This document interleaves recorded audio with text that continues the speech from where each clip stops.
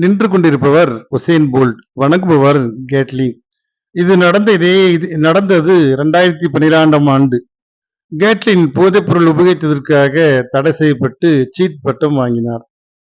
உலக தடகள வீரர்கள் மத்தியில் அவரை ஒரு ஏமாற்றுக்காரர் என்று ஏசினார்கள். ஆனால் அதே போட்டியில் தங்கம் வென்ற போல்ட் அவரை பற்றி ஒரு வார்த்தை கூட சொல்லவில்லை.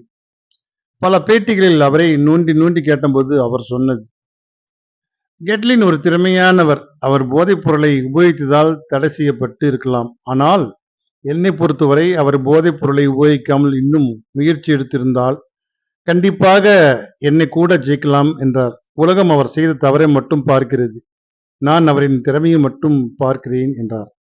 அப்போது எல்லோரும் சிரித்தார்கள். ஒரு கருப்பருக்கு இன்னொரு கருப்பர் வக்காலத்து வாங்குகிறார் என்று.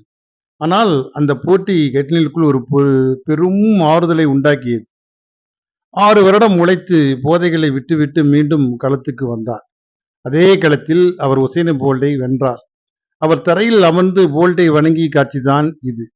அவர் வணங்கியது அவர் ஏசிய மக்களை பார்த்து அல்ல, அவரின் திறமையை பார்த்து. அதன் வளமை உணர்த்தியது போல்ட்டை. அதனால் இந்த உலகத்திற்கு ஒருவரின் திறமையை பாருங்கள், அவர் குறைகளை பார்க்காதீர்கள். திறமைகள் குறைகளும் வெல்லும் என்கிறார் போல்ட். சந்தோஷம். வாழ்க வளமுடன்.